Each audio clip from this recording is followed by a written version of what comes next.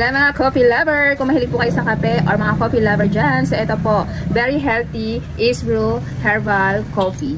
Okay? So yung pinaka-ingredients pa natin dito is meron po siyang malunggay, guyabano, ganoderma, okay, berry extracts, mangosteen, okay, so meron din itong stevia. Yung stevia po, yun yung kanyang pampatamis. Okay?